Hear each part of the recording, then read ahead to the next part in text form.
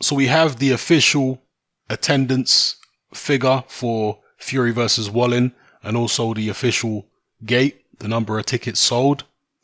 So there was, according to the Nevada State Athletic Commission, 3,577 tickets sold for Fury versus Wallin, and about the same amount were given away as comps, right? Just slightly more than that were given away as comps, complimentary tickets. So the fight generated a gate of just under $1 million. Now, Tyson Fury's baseline purse was over $1 million, and he gets paid a lot more on top of that. They don't publish how much Tyson gets paid on top of his baseline, but they do say that it's significantly more. Otto Wallin, his baseline was, I think, something like 300,000, 500,000 or something like that. So the point I'm making here is that it appears as though this fight would have lost a significant amount of money. Yeah, this event would have lost a significant amount of money. Once you've paid Fury and Wallin, I mean, the numbers just don't add up. Unless they're making money from elsewhere, maybe they're getting people in, buying hot dogs and drinks and stuff like that. Maybe they make a significant amount from that too. I don't know, but it appears as though ESPN and Bob Arum did their conkers on this event, as Eddie Hearn likes to say. So, as far as the Deontay Wilder rematch doing 2 million pay-per-view buys, I seriously doubt it. Frank Warren was asked in this interview how many pay-per-view buys the Fury-Wallin fight did on BT Sport, and he said that he doesn't know. And he also said that it wasn't his decision to put it on pay-per-view, which is what I said in a previous video as well, that I suspect, to be fair to Frank Warren, it wasn't really his decision to put fights like this, Fury-Wallin, Fury against, what's the other guy called now? Schwartz. It probably wasn't his decision to put it on pay-per-view. It was probably BT Sport. But he did let something slip here, which I found quite funny. He said that the Fury-Wallin fight wasn't for a title. So here you've got Tyson Fury running around calling himself the lineal heavyweight champion and announcing his fights as for the lineal heavyweight championship, and Bob Arum doing the same, and Frank Warren in this interview saying it wasn't for a title, which of course it wasn't. The lineal heavyweight championship is just a fictitious, imaginary title which doesn't have a sanctioning body, so there's no rules attached to how you keep hold of the lineal. There's no cast iron, set of criteria for how you become lineal, how you hold on to lineal, so on and so forth. It's all just made up by fans and enthusiasts and stuff like that. But there is actually no written rules when it comes to this whole lineal thing, because of course Tyson Fury was out the ring for a long time. He was stripped of various belts. He was even stripped of the Ring Magazine belt. So all these other sanctioning bodies can strip you, but with the lineal, what? As long as you don't lose, you remain lineal champion. And what does that mean? You're the man. What if you decide to fight absolute cupcakes and journeymen for the rest of your career and you don't ever take on a legitimate fighter? Do you still remain the man to beat in the division just because you're lineal? It doesn't make any sense. It's nonsense. Okay, so when Frank Warren had that slip of the tongue there, he was actually revealing some truth. There was no title on the line. Fury-Wallin was a non-title fight. Let's get it straight.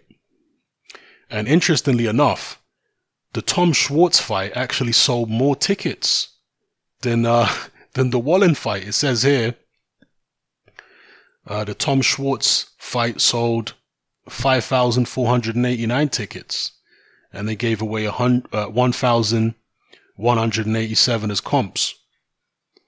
They say that event generated $882,000 at the gate, as opposed to, okay, so the tickets were, I guess, more expensive for the Fury-Wallin fight than they were for the Fury-Schwartz fight. So that might be why they sold more for the Wallin fight. But yeah, I mean, if they're talking about doing 2 million pay-per-views for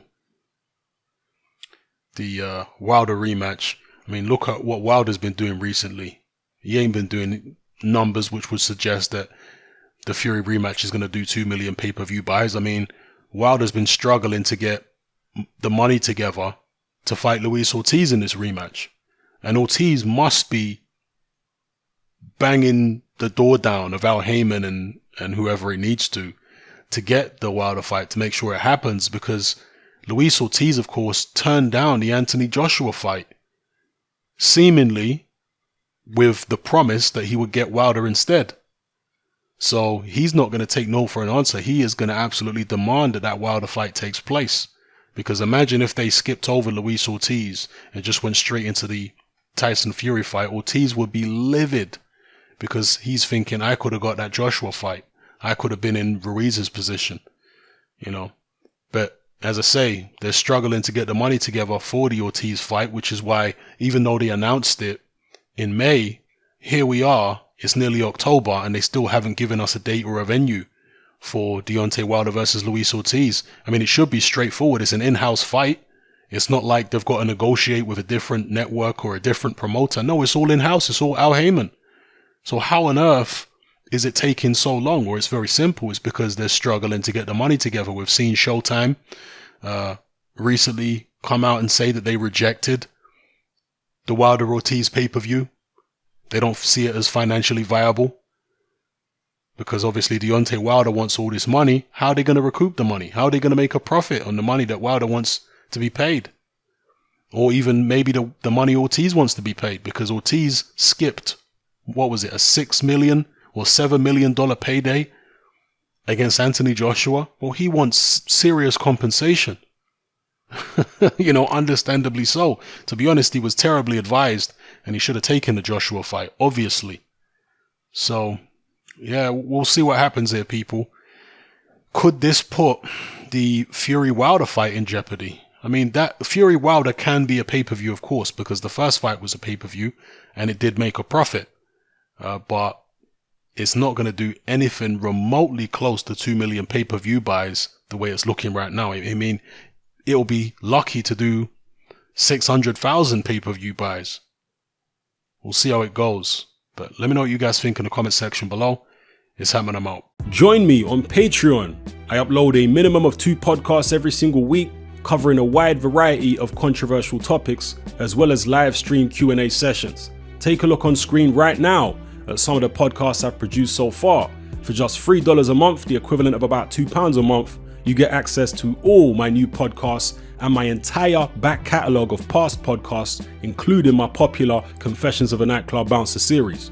You can listen on your computer or on your smartphone or tablet by downloading the Patreon app from the Google Play Store or the App Store for free.